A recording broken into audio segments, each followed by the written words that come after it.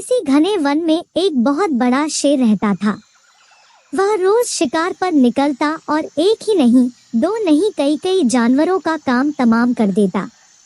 जंगल के जानवर डरने लगे कि अगर शेर इसी तरह शिकार करता रहा तो एक दिन ऐसा आएगा कि जंगल में कोई भी जानवर नहीं बचेगा।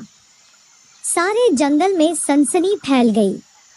शेर को रोकने के लिए कोई न कोई उपाय करना जरूरी था। एक दिन जंगल के सारे जानवर इकट्ठा हुए और इस प्रश्न पर विचार करने लगे। अंत में उन्होंने तय किया कि वे सब शेर के पास जाकर उनसे इस बारे में बात करें। दूसरे दिन जानवरों का एक दल शेर के पास पहुंचा।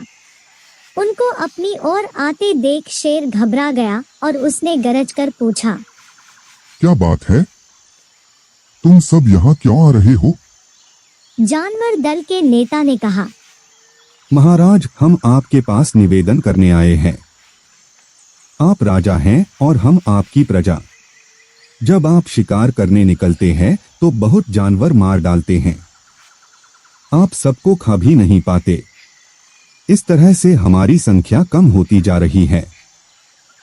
अगर ऐसा ही होता रहा तो कुछ ही दिनों में जंगल में आपके सिवाय और कोई भी नहीं बचेगा। प्रजा के बिना राजा भी कैसे रह सकता है? यदि हम सभी मर जाएंगे तो आप भी राजा नहीं रहेंगे। हम चाहते हैं कि आप सदा हमारे राजा बने रहें। आपसे हमारी विनती है कि आप अपने घर पर ही रहा करें। हर रोज स्वयं आपके खाने के लिए एक जानवर भेज दिया करेंगे। इस तरह से राजा और प्रजा दोनों ही चैन से रह सकेंगे। शेर को लगा कि जानवरों की बात में सच्चाई है। उसने पल भर सोचा, फिर बोला, अच्छी बात है, मैं तुम्हारे सुझाव को मान लेता हूँ। लेकिन याद रखना, अगर किसी भी दिन तुमने मेरे खाने के लिए पूरा भोजन नहीं भेजा तो मैं जितने जानवर चाहूंगा मार डालूंगा।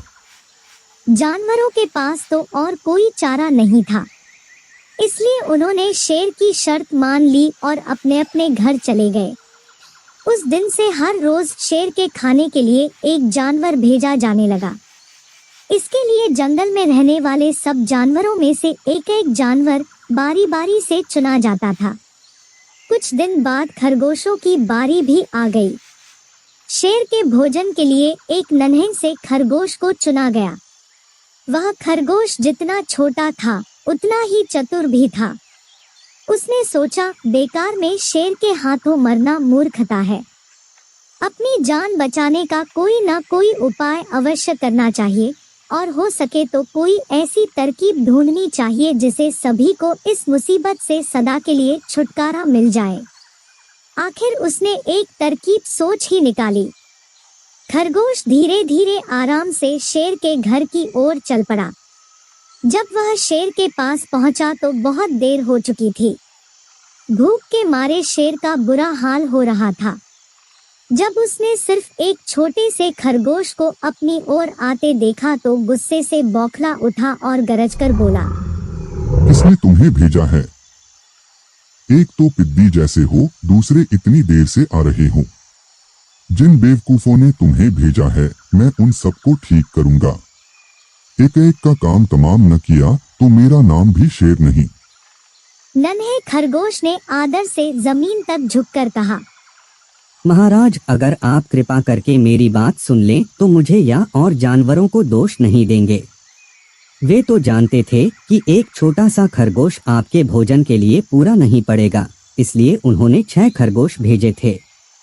लेकिन रास्ते में हमें एक और शेर मिल गया।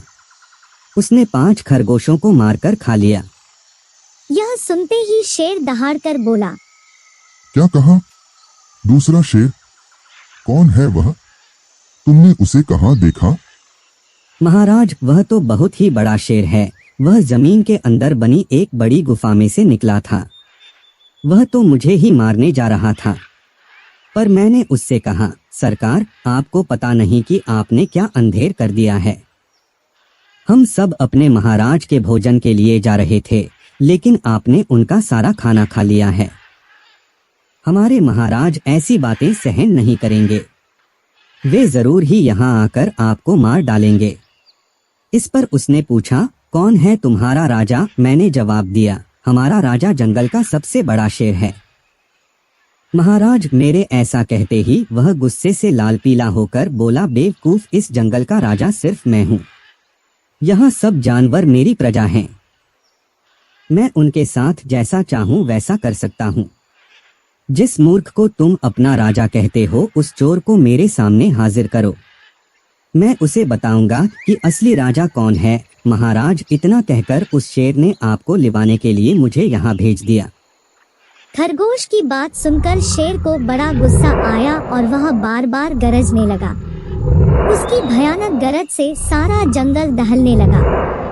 मुझे फौरन उस मूर्ख का पता बताओ, जब तक मैं उसे जान से न मार दूंगा मुझे चैन नहीं मिलेगा। बहुत अच्छा महाराज, मौत ही उस दुष्ट की सजा है। अगर मैं और बड़ा और मजबूत होता तो मैं खुद ही उसके टुकड़े टुकड़े कर देता। चलो रास्ता दिखाओ, फौरन बताओ किधर चलना है। इधर आइए महाराज, इधर।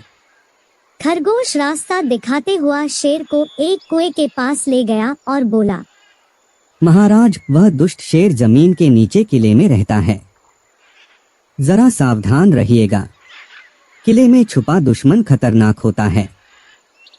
मैं उससे निपट लूंगा, तुम यह बताओ कि वह है कहाँ। पहले जब मैंने उसे देखा था तब तो वह यहीं बाहर खड़ा था। लगता है आपको आता देखकर वह किले में घुस गया।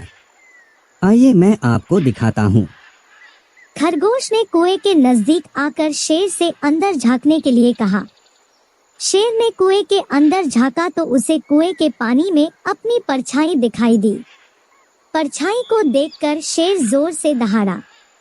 कुएं के अंदर से आती हुई अपने ही दहाड़ने की गूंज सुनकर उसने समझा कि दूसरा शेर भी दहाड़ रहा है। दुश्मन को तुरंत मार डालने के इरादे से वह फौरन कुएं में कूद पड़ा। कूदते ही पहले तो वह कुएं की दीवार से टकराया, फिर धड़ाम से पानी में गिरा और डूबकर मर गया। इस तरह चतुराई से शेर से छुट्टी पाकर नन्हा खरगोश घर लौटा। उसने जंगल के जानवरों को शेर के मारे जाने की कहानी सुनाई। दुश्मन के मारे जाने की खबर से सारे जंगल में खुशी फैल गई।